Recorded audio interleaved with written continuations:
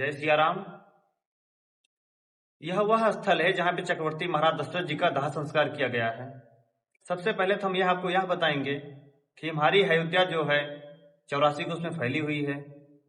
जितने श्रद्धालु दर्शनार्थी बाहर से आने वाले हैं उन्हें केवल इतना ही पता है श्री राम जन्मभूमि, हनुमानगढ़ी, कनक भवन, दशरथ महल, सरयू स्नान इत्यादि दर्शन करने के बाद ही वापस चले जाते हैं और जितने पौराणिक स्थल हैं अयोध्या में वह वहां नहीं पहुंच पाते हैं। तो सबसे पहले स्कंद पुराण के अनुसार हमारी अयोध्या की जो मूल है वह एक मत्स्य आकार में है। किसी मछली को पूर्व पश्चिम दिशा में रख दिया जाए तो मछली का जो मुख वाला हिस्सा है वो है गुप्तार घाट, वो भी एक हरी है गुप्त हरी जहां से श्री राम जी परम धाम को गए। हृदय क्षेत्र आज अयोध्या शहर में जितने पौराणिक तीर्थ स्थल है वह हृदय क्षेत्र है जहां पे इस समय हम सब बैठे हुए हैं, जहां पे महाराज दशरथ जी का दाह संस्कार किया गया है। ये पूंछ वाला हिस्सा है जब मछली के दोनों पर होते हैं। एक नंदीग्राम भरत कुंड जहां पे भरत जी ने तपस्या किया था, दूसरा मक्ख भूमि जहां पे महाराज दशरथ जी ने पुत्र प्राप्ति के लिए यज्ञ किया था। अब बात आती है कि महाराज दशरथ जी का दाह संस्कार यहाँ पर क्यों किया गया। इसका कारण यह था जिस समय चक्रवर्ती महाराज दशरथ जी का शरीर छूटा है, प्रभु राम जी लक्ष्मण जी माता के साथ, माता सीता जी के साथ वनवास ही चले गए थे। भरत और शत्रुघ्न जी थे लेकिन वो भी उस समय ननिहाल में थे।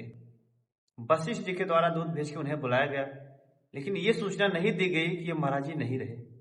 भरत और शत्रुघ्न जी के यहाँ आने के बाद भरत जी ने कहा हमारे पिताजी का अंतिम संस्कार ऐसे स्थान पर किया जाए जहां किसी अन्य का दाह संस्कार ना किया गया हो।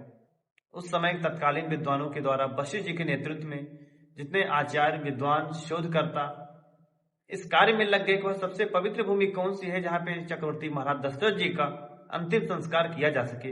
हम सबको पता है जब किसी का अंतिम संस्कार किया जाता है तो चिता में 4 खूंटे लगाए जाते हैं, लेकिन यहाँ पे चक्रवर्ती महाराज दशरथ जी को अंतिम संस्कार करने के लिए केवल 3 खूंटे की ही पवित्र भूमि मिली थी जहां पे किसी का दाह संस्कार नहीं हुआ था।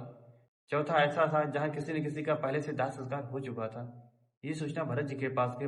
जो स्थान शुद्ध नहीं है कोई बात नहीं, उसके स्थान पे भरत जी ने अपना बायां हाथ प्रतीकात्मक रूप से लगा के जगह को शुद्ध किया। उसके बाद फिर चक्रवर्ती महाराज दशरथ जी का यहाँ पे दाह संस्कार किया गया। हमारे सनातन धर्म में जब किसी का अंतिम संस्कार किया जाता है तो उसके बाद उस स्थल पे कुछ नहीं बचता है।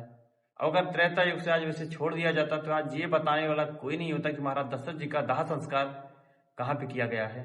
तो आज उसी स्थल पे ये प्रतीकात्मक रूप से समाधि स्थल बनाई गई है जिनके ऊपर चारों भाइयों के चरण चिन्ह बने हुए हैं, पिंड वेदियां बनी हुई है जो दाह संस्कार के बाद पिंडदान किया जाता है।